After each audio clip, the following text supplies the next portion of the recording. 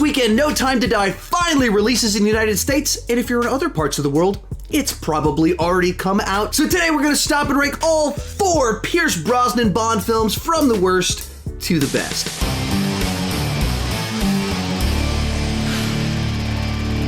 Hi, my name is Sean, and I love to talk about movies way too much. With that in mind, I have brought on Griffin Schiller to join me to talk about the Pierce Brosnan Bond films. Griffin, how's it going?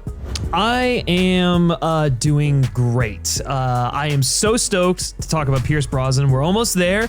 I have actually already seen No Time to Die, so it's a little weird, right? Like going back and we're at the Pierce Brosnan. We got to rank the Craig films. It's like the scattered release of No Time to Die has made things interesting. And I don't get to see it until Wednesday, and so Wow. you're ahead of me on this one. But we started working on these rankings and lead up to No Time to Die. Yeah. Literally at the beginning of 2020, in January of 2020, so almost 2 years ago, and we finally made it to the payoff of all of this, or at least you've made it to the payoff.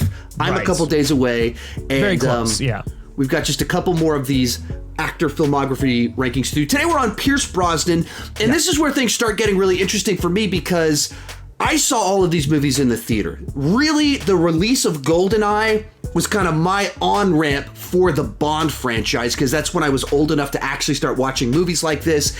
And then added to that, you've got Goldeneye Nintendo 64. I was in high school when that game was the dominant first-person shooter, and a bunch of other things about these movies. They're like my formative Bond experience. When I watched the older movies for the first time, it's because these movies came out and those movies played on cable. What's kind of your just overview experience with the Brosnan films? Similar to you, but a lesser extent, because, I mean, so I was born in 95, so I was born in the year that Goldeneye first came out.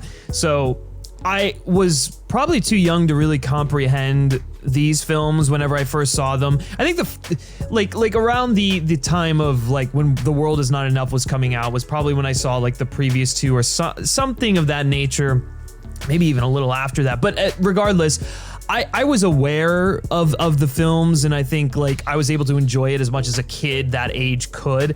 But most of my fond memories of the Brosnan era stem from the video games, because that's stuff that I just like played with friends on end. Like, you know, Goldeneye, even the Tomorrow Never Dies video game has a very strong place in my heart. I really do enjoy that game.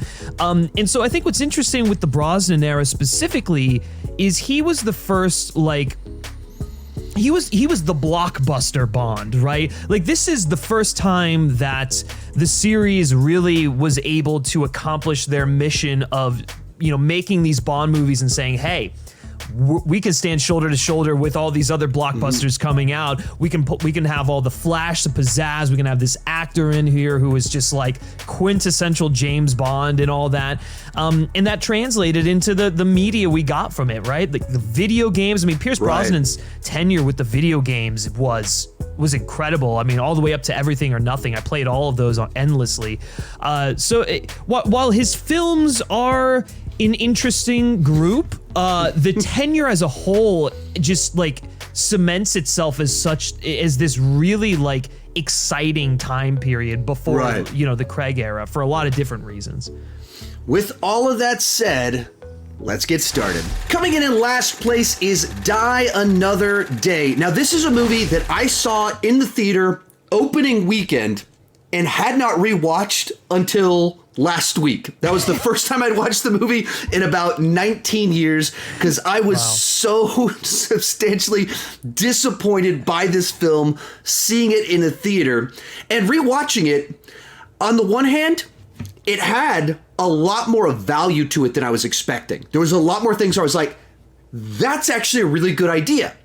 But all the bad stuff was just as bad, just as weird, just as strange as I remembered it being. So the movie kicks off in the basic setup of Bond going on a mission, getting captured and being tortured for a year, and then when he's freed, the government doesn't necessarily trust him, and so he goes off on his own.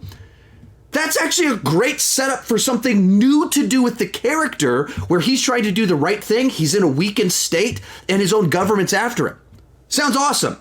The movie is not as cool as that premise that they set up, but there's an idea there that's really good.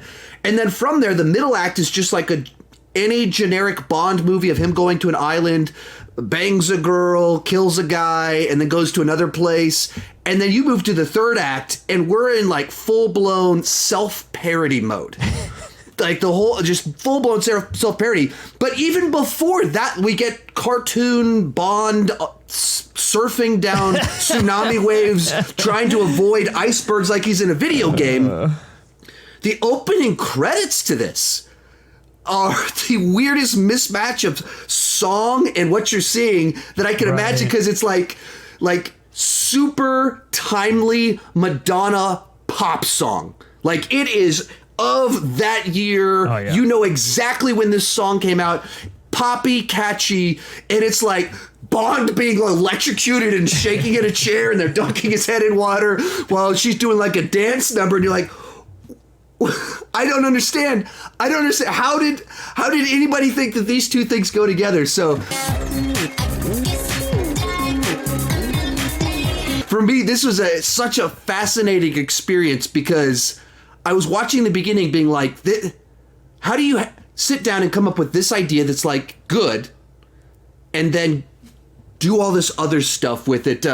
Griffin, why is this your favorite Bond film? Right. So it has to do with Bond surfing, trying to escape, or actually, was it like it's like parasurfing with like the giant laser. Look, the levels of cartoonishness. There's a laser from the sky shooting icebergs. He's on a tsunami on a surfboard with parasailing, dodging icebergs. So like here's the thing. There's so much of this movie that you can just like take a screen grab of and just like mock endlessly, right? But I don't like, it's not a good movie for sure, but like it's an incredibly entertaining film. Cause like even when it stops being good and goes into like absurdity, like you're just sort of like sitting back there for the ride, just like eating it all up, just like how did we get here? Right. Like, this is wow. They're not subtle mistakes. It's not like that was a misfire. It's like, this is so far off the mark. Yeah. It's putting a grin on my face. Yeah, I've heard a lot of like the actors involved sort of talk about like the invisible car was like one step too far. That was like, okay, that's when they knew that they were like going a little bit overboard. And look, I think there's nothing wrong with like pushing the boundaries of like what a Bond film can be. I mean, I just put out a video on Moonraker on why I think Moonraker hits that sort of sweet spot, right? It doesn't go too far, but it treats everything that's going on inside of it seriously. And I just rewatched Moonraker a few days ago, and I mean, I know people like to pick on it, and I get why they pick on it, but I think it internally fits its own tone and logic. It does, and that's the thing that I think a lot of films that try to copy Moonraker miss, and this is one of them. This is like, last time we were talking about License to Kill, really pushing the envelope of Bond going, rogue, the violence, that whole thing, as dark as Bond can go. Moonraker is the other extent, but I think what Die Another Day gets wrong is it goes too far, right? It starts making fun of itself in a way, and it's sort of like, it's that case where it's like, if you aren't taking yourself seriously, why should we take you seriously? And so it's just a really bizarre film.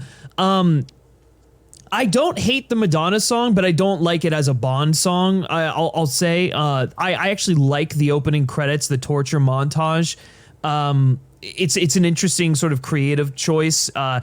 I think the first half of this movie is actually really solid. They have a lot of interesting ideas going on here, especially dealing with North Korea, which is an antagonist that we haven't seen in the films since this movie, and before this movie either. So there was a lot that they could really explore, right, especially with him being captured, tortured, sold out by M, like him not necessarily trusting the government and whatnot. Some of that DNA finds its way into Quantum of Solace, which I like a little bit more, the way they use it there. But Yeah, I think Pierce is trying his best here to do what he can with the material, but it's really tough. Like even the gene therapy thing, I can sort of get behind because I think there's an interesting angle to it, but in execution, it's so silly. And then you get someone like Halle Berry's Jinx involved, and she is so bad in this movie, but she's a really talented actress, and it's. I mean, this is the movie that she did fresh off of her Oscar win, if I'm not mistaken. So it's just like you could see where their head was at. They were trying to get like talent like this, like Lee Tamahori. It was an acclaimed New Zealand filmmaker. The fact that they wanted to get him to come in here and explore Bond as a character and whatnot. It's like, okay, you got all these great ideas, and then you just go completely down like the road of VH1. Like it is such a snapshot of this era in a weird sort of way. I will say I love Toby Stephens as Gustav Graves. Gustav Graves, like as ridiculously over the top as he is at times, I like the idea of him being this mirror image to Bond, right? Like he's basically like Bond's ego manifested into a human being, and so having to confront Bond with a character like that is an interesting decision. And I even like that fencing scene. I think the fencing scene is so ridiculous, but it's like it's handled so incredibly well with both actors. Like it's just such a macho sequence, but it winks at the camera in a way that doesn't go too far. All the ice castle stuff, yeah. I mean, look, it's it's ridiculous. I don't know what more you could really say about Die Another Day other than it's like it's got good stuff in there, but not all of it works. And then when it doesn't work, it's really, really like doesn't work. But I sort of appreciate the ambition of Purvis and Wade and the writers and what they were trying to do. And actually, I'm grateful that this film was made, because if this film wasn't made and it wasn't as bad as it was, we wouldn't have gotten Casino Royale. So there's silver lining. That is very true. And I think even to the point of like, it's a movie that made them go, oh, we are horribly misreading where people are at.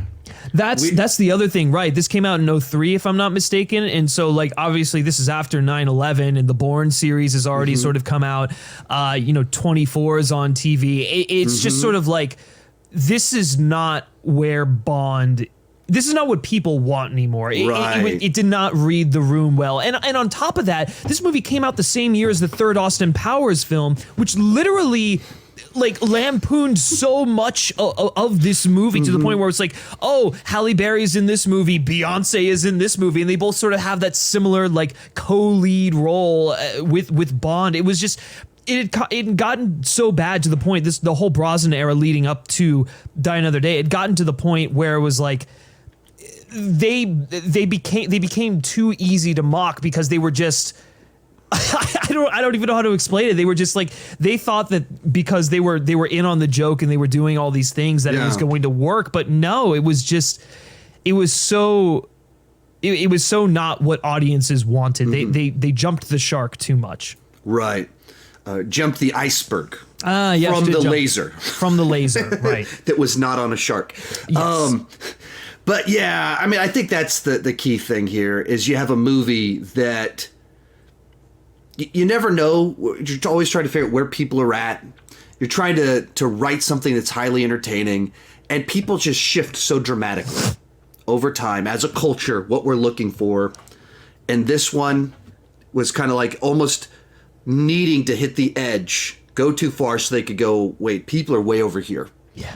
And then you get a movie that is so dramatically different from this that you think that they literally went from Madonna over a torture sequence and parasailing on tsunamis with invisible cars and lasers from the sky to Casino Royale.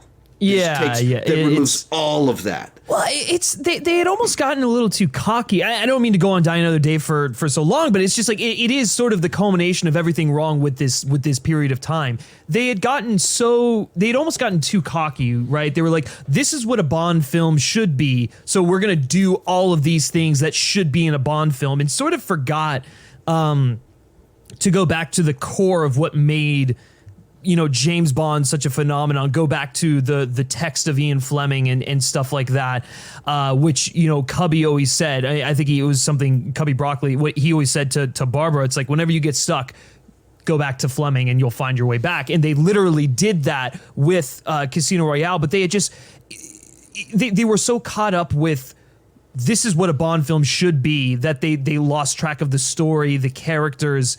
It was a very, like, shallow look at the franchise, and that's ultimately why it failed, you know?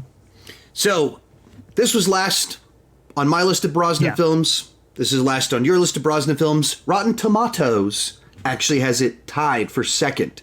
It's only 56%, so it's not fresh on Rotten Tomatoes, but a different movie was last on their list, and that will bring us to, in third place, The World Is Not Enough. This is another movie that I saw opening weekend in the theater and had not rewatched until last week.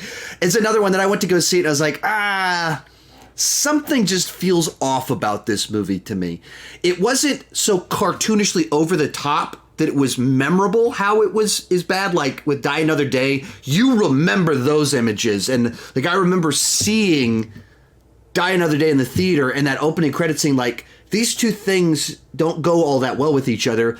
Whereas The World Is Not Enough, it was a movie that had all the right pieces, all the twists and turns, but it seems like there's just some miscalculation in the whole process that just made it not hit quite right.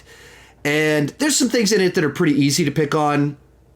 Denise Richards is not on the same acting page, acting skill as everyone else in the movie. Yeah. She is horribly miscast as a nuclear physicist or whatever she is. Yeah, she's not convincing at all in that role. And she's dressed like Laura Croft as a nuclear physicist. There's like so many different levels of like, I get it. She's very pretty. I get it. She was kind of on a hot streak in the late 90s, but there's a lot of hot people that are also pretty, that can also act too. Yeah. And it's also like fitting the Bond girl to the specific characterization. And that is not what happened. Her name is also Christmas Jones, and even that is a stretch, right? Like even going by Bond woman names, like Christmas Jones is like no one is fucking named Christmas. I'm sorry, that's just like I'll give you Pussy Galore, and it's not even a dirty pun. Exactly, it's not like when they're named outrageous things, but it's a pun. It's supposed to be funny. It's literally just for the climax joke at the end. It's like let's give a name that it's just designed to like a very contrived joke at the end of the movie, as opposed to something more reasonable or an ongoing, like that's what we do in these movies is we have these double entendre names that are unbelievably ridiculous. But also somewhat, you know, at the time this movie came out, we'd already gotten the first Austin Powers, and maybe it was the same year as the second one or right around the second one, in which case this sort of these ridiculous names for the idea of these puns starts to like feel like, uh-oh, guys, I think you're heading down the wrong path. Like, I don't know that you can still do this. But yeah, I don't know. The movie, just a lot of things about it just didn't quite come together. Even like the idea of Robert Carlyle's villain. Yeah. I think there's something about that the idea of him isn't too bad. I don't think the execution works all that well because I just don't think he's that guy. He's a great actor, but I don't see him as that type of role. Yeah, I don't hate the casting choice. I get where you're coming from for sure. Renard is an interesting character, and especially him with Elektra. I think there's like a lot sort of going on there. I like the whole oh god, what do you call that? Like Stockholm syndrome thing. Yeah. I think that was really, you know, and that was well handled, and it you know made the characters more like three-dimensional there for sure. I think they sort of reveal their hand too early, so it takes away from the reveal when you're like, oh, Elektra's the villain. Mm-hmm. It's like, oh my god, they really didn't try to cover that up too well. It was just a bit too obvious, but I think she's such an interesting villain and an interesting foil to Bond. So I enjoyed seeing that, and Sophia Marceau, is that her? I forget how you pronounce her last name. She I mean, she's an incredible actress. So like seeing her Braveheart is what I call her. Braveheart, correct? Because she's a Braveheart. I'm a very simple person. Yeah. Yeah, but regardless, yeah. So yeah, the villains are well. There's a lot of interesting ideas with them. I think they're handled well for the most part, but you could definitely tell that this is Purvis and Wade. It's their first run at a Bond film. They're a little too explanatory, and yet like the film is super convoluted with what's going on. So yeah, and also I'll say I don't think the only action sequence that stands out to me in this film is the opening boat chase. Like that is one of my favorite sequences in a Bond film, like bar none. But after that, like the ski chase is like, it should be really cool, but it's not really hitting that mark. Like literally, I mean, I watched this last week and I'm like, what were the big stunts? And like, I remember hot air balloon at the end of it in the intro. Yeah. And then the rest of the movie, like there's something in the nuclear tunnel where they're like riding on this thing and defusing a bomb. What's the climax of the movie though? And that's a problem. Like I remember from, all the years back, them kind of in the desert and Lara Croft walking around and being like, why is she a nuclear scientist? But like, there's just, it doesn't have a lot of things that kind of popped about the action. So it's like the final fight is them like swimming in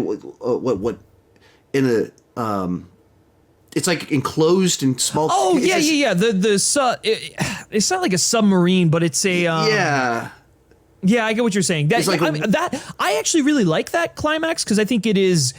They got all the action stuff out of the way early, and so you could focus more on the the Electra Renard dynamic and whatnot. And that kill, the way he kills Renard at the end, is like pretty brutal. But yeah, and actually, I love the way that he confronts Electra. Right, like it's very. It's very cold from him. It's like, oh, you don't necessarily see that. And I like that M is in the field for this film, for this movie. I think seeing that sort of end adds another layer to her and Bond's relationship.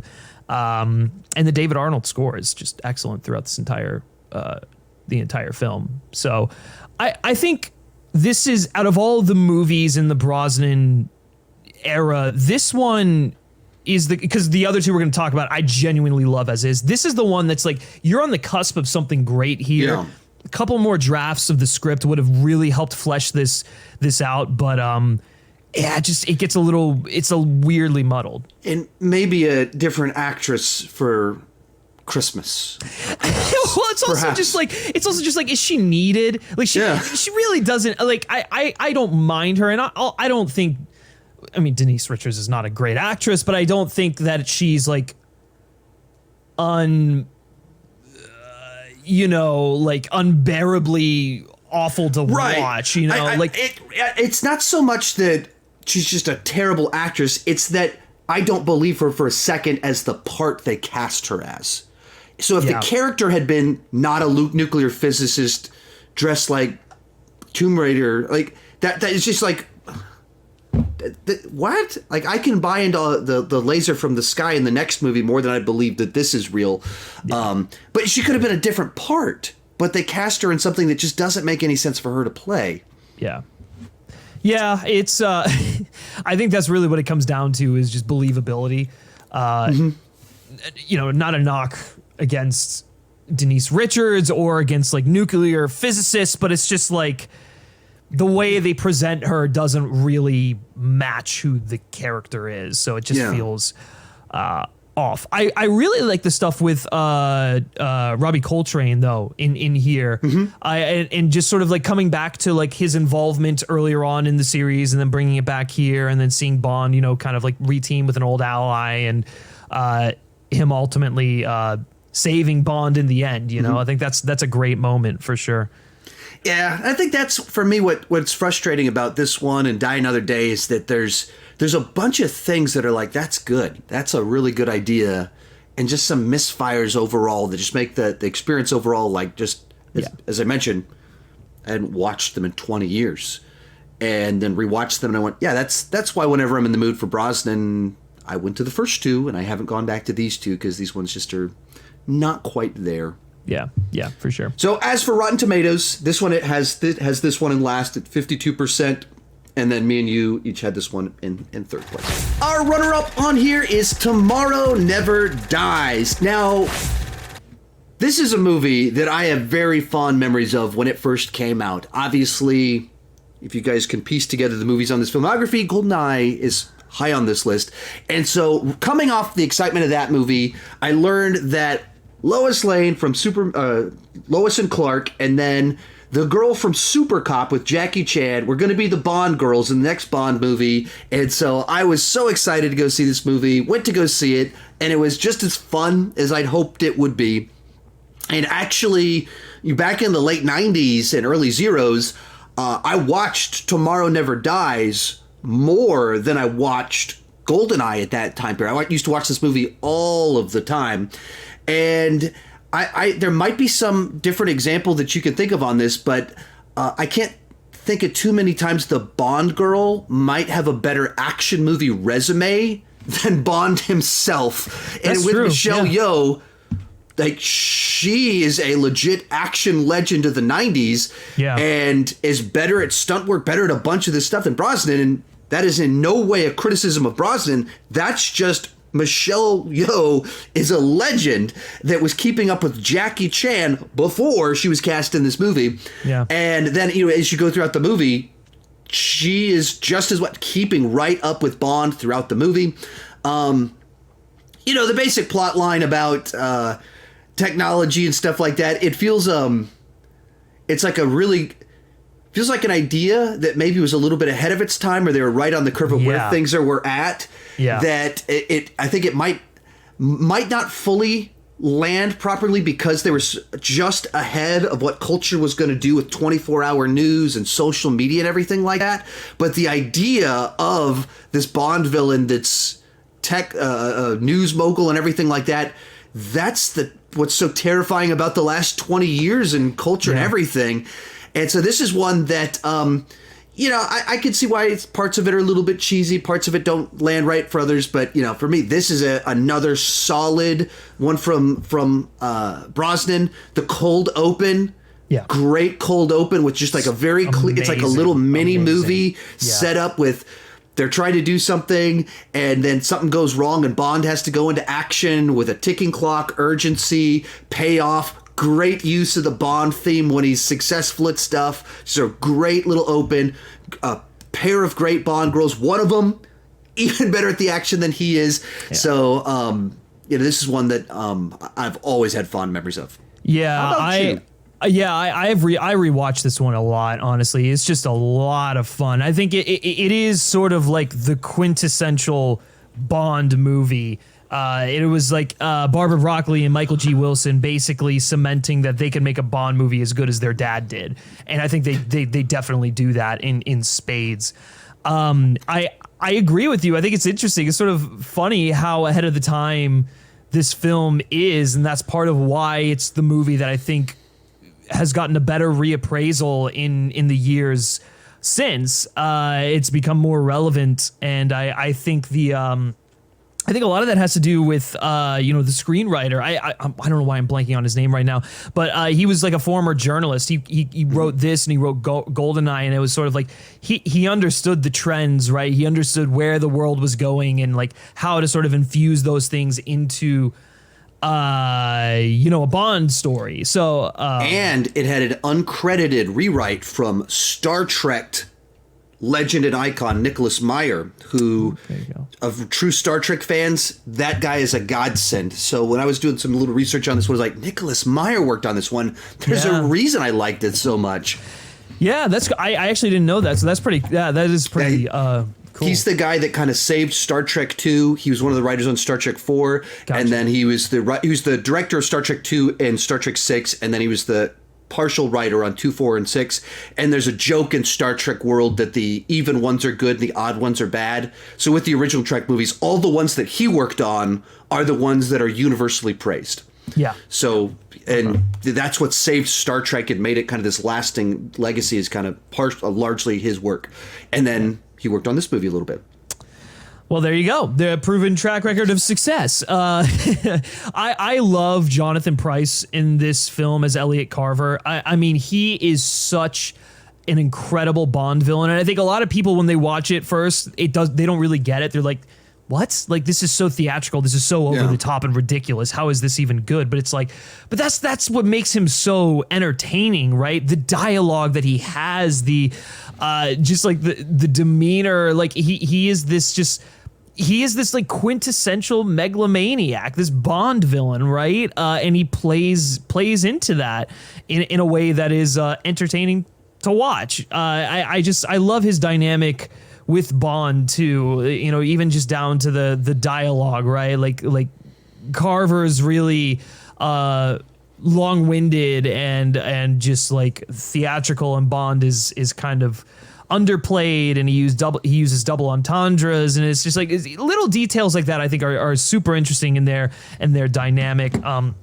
I really do like Terry Hatcher in this film. I know that some people are sort of like, well, did she need to be in there? But I liked seeing a softer side to Bond, like a more vulnerable side with like, and then also just seeing the repercussions that come with him getting entangled with this stuff with a love interest and whatnot, and then her demise. It's yeah, I mean, it is tragic. So yeah, and then Michelle Yeoh. I mean, look, they did an excellent job with her character, and I think she is by far one of the best Bond women, because she is a co-lead in the movie for a lot of it. I also just like the fact that there is like a mutual respect there, a working relationship. It does feel like Bond is teaming up with an ally, just just like another nation, and we get a little bit more of that respect that he has for agents in this film, specifically with her. I think the only big mistake is the fact that they do sort of like wind up sleeping together at the end. I was like, that wasn't really needed, but I guess because you're just like, oh, it's a Bond movie, that has to happen. He has to get the girl. Of course. Fine. It just felt really out of place, especially for her character. But I think the action in this is amazing. I mean, like, out of all the Brosnan films, I think this has my favorite action sequences. Like the motorcycle helicopter chase is awesome. The White Knight, pre-title sequence is like edge of your seat stuff that just gradually builds. I think the last stuff on like the Carver's, like, you know, whatever you call it, like his base on the ocean or whatever it is, that stuff is like straight out of a James Cameron movie. I mean, like it's lean, it's fast paced. I mean, it's got a lot of great action, a lot of topical things to say, yeah, I don't know, it's just a lot of fun. Yeah. All right, so this one, according to the Rotten Tomatoes, was tied for second with 56%. Both of us have it in second, and so then if you put that together, according to the critics' aggregated score, they had this one tied with Die Another Day, which is kind of bananas. And then the last one would be with the 52%, World Is Not Enough. But all of that means that coming in first place is Goldeneye. The first Pierce Brosnan film is widely regarded as the best, and for good reason. It is just a rock-solid Bond film with all the things you want. Memorable action sequences, a great new take on the Bond character, memorable Bond girls, both in the villain sense with Onatopp from Famke Janssen, and then even the Bond girl that's on his side isn't necessarily the most memorable of characters, but she ties into the plot in a way that has a lot of emotion to it and is relevant. And of course, you get Michael Biehn as the villain in the film that has ties to Bond. There's a sense of betrayal from each of them in a certain sense. And so you put it all together, and it has action, it's got humor, it's got emotion to it, all the things that you want, and kicked off an era really nicely that went to some weird places, but it started off with really nicely. Yeah. What's your thoughts on Goldeneye? Oh, it's one of the best in the series for sure. I mean, like, Martin Campbell comes in here and he sort of like was tasked with, making Bond transition into the modern era, right, into the 90s and so forth, in a way that even on made him feel relevant. Right, even on some simple things of like the scene where the car breaks down and they're working on the engine, just the dialogue there feels a little bit more modern. It feels a little bit more like just kind of people sitting around talking rather than some kind of the stiffness and quips of the past. You can just see even in the dialogue at times shifts. Yeah, no, for sure. I definitely agree with you. It does feel like, it's interesting because this movie does feel like the continuation of the ideas they were exploring with the Dalton films, but it also does feel like a nice fresh reset too. So I always sort of lament the fact that we never got to see this movie with Timothy Dalton, because I just think that it does still feel like it's more attached to those movies than it necessarily does the rest of Brosnan's tenure, and it sort of feels like Brosnan is almost playing Dalton's Bond in a lot of ways here. Not necessarily like his mannerisms and his interpretation of the character, but just like the way he's written feels more in line with Dalton. And so to me, that's why like Tomorrow Never Dies feels like the first like Brosnan movie, But this one is Sean Bean as Alec Trevelyan is one of the best villains in the entire series, because they're just the fact that like the kind of the people that Bond puts his trust in, right? The people that he respects and all of that, the fact that they're the ones that betray him in this film, his own comrade, right? That stings, right? And we see the payoff for that in the way that he kills him. Yeah. The fact that he goes from being this arm of the government for all of these years to this guy who's fully in control of his own autonomy. In this movie, the payoff is like, no, for me. And then he just drops him dead. For England, James? No. Like, that is one of the greatest villain kills in the entire series. Not just because it's a great line, but it's just for what it means for the character. I think it's a big turning point for him, for sure. But yeah, I mean, look, Alan Cummings as I'm invincible. Yeah. Yes, I am invincible. I am invincible. Like, it's so great. Boris is an incredible side character there, like so sniffling and just pathetic, that you'd think would be pretty forgettable because he's a stock, the guy that betrays everyone else, but he's like written in a way and portrayed with so much energy that it pops. And actually, on his point, there's in Martin Campbell's direction on this, there's some just great little moments, like the sequence with the pen that we're told early on, click it 3 times, and it's armed, click it 3 times, and it's disarmed. And they just have this scene in the finale where Boris is not knowing the rules, but we know the rules. And can't catch. And so you're just watching this sequence, and you're trying to count while you're watching Bond trying to count, like...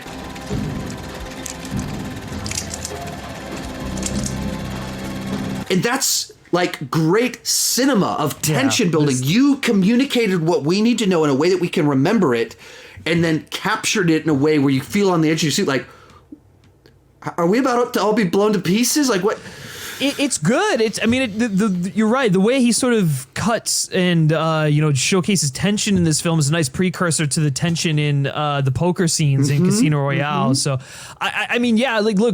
right out of the gate, Martin Campbell just sort of understood Bond, and so it's obvious why they would ask him to come back and do what he did with Casino Royale, because he had already re-established the character once before, and so like he was able to do it again in a different way. But I mean, like, it's just, there's so, like, the pre-title sequence is amazing. Yep. He jumps off the dam. I mean, that's such a great just stunt. like memorable Bond images. Him running down the dam. Later in the movie, him driving the tank. I was about to say the tank in St. Petersburg is the satellite dish. Yeah. Like, they're images that just stick in your brain. Yeah, and on top as well as a femme fatale. Yeah, just everything she says, the whole movie.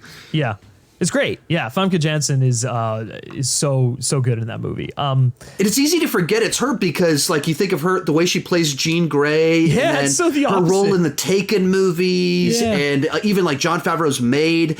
She isn't playing this type of character normally. She's much more subdued. And then in this movie, It's just all out, goes for it, and it just fits that character perfectly. Yeah, for sure. Yeah, it's while I think Tomorrow Never Dies is more of a quintessential Bond movie, this one has all of the elements that you want in a Bond movie, but they're used in new ways. They're explored in different ways that we hadn't seen before.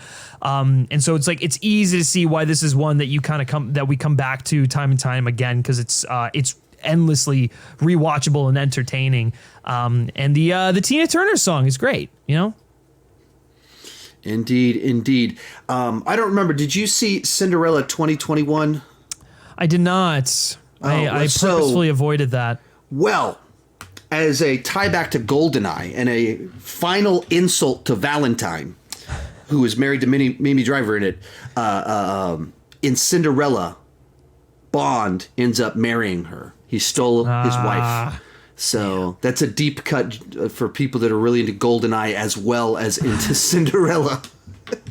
That is a good deep cut. That's right. Yeah, Valentine is in this too. I love him in the and seeing the way that they call back to him in The World Is Not Enough is amazing. Seeing the development of that whole relationship. But he's so good at here, especially when Bond goes and he confronts him first, and like he's so pissed at him and he's like throwing stuff and shooting pillow like the seat he's in. Brosnan's reaction is amazing. And then in the background, future leading actress singing horribly in the background. Yeah. Movies. They're incredible. So this is one of my favorite Bond films. It's just in general an important Bond film for me because it's the one that really introduced me, brought me into this world. And here we are, over 25 years later, still holds up. According to the Rotten Tomatoes, this one was at 79%. So it had it in first, I had it first, you had it first. Without any discussion here, clearly, or not with any disagreement, we all have it at number one. Yeah. Where can we find you on the internet? What do you have that would interest the viewers on Bond? Yeah, so we got videos on Casino Royale and a video on No Time to Die coming out soon. I can tease to you all that the No Time to Die video will have excerpts of my interviews with Jeffrey Wright and Daniel Craig. So be on the lookout for that. Whoa, I saw the one where you interviewed the Watcher, but that just escalated quite a bit. So actually today, I had that interview earlier today, and that was incredible. Oh, so Daniel Craig was my opener for you to... Yeah, he was your opener. There you go. You can use that. There we have it. I'm going to use that for the rest of my life. He is my opener. That's awesome. If you guys didn't know, I didn't know that. I'm hearing that for the first time. I didn't know about Jeffrey Wright because of the picture you posted. But, that's cool. That is very cool. Congratulations on that. I imagine that was is that of the interviews you've done? You've had some incredible interviews. Is that the coolest one you've done that was meant the most to you? That's the one that meant the most for sure. Yeah, it was. Yeah, I mean, it was amazing. Just like I'm glad the questions that we had were like really well thought out. I mean, he's the kind of guy where it's like if you give him good questions, he'll give you good answers. But if you give him shit questions, he's gonna make fun of you. So like, obviously that was not gonna be the case with us. But I'm just really glad that he responded to the questions. So, it was great. Yeah, more than I could ask for. Yeah, and that's cool. That like us being lifelong movie fans decided to pursue this. Yeah. And then today's the day you got to talk with one of the people of what's your favorite movie franchise? Yeah. As he's departing it. This is your last chance and you got to do it. That's awesome. Yeah. That is really cool. Yeah. So be sure to check that out, everyone. We've done these rankings for the other Bonds except Craig because I haven't seen No Time to Die yet. You can check those out right over there. I'll be seeing No Time to Die on Wednesday, reviewing it the next day, and then this weekend I'll be doing my standalone ranking of all 25 Eon Bond films. Be sure to come back for that and keep talking movies too much. Bye-bye.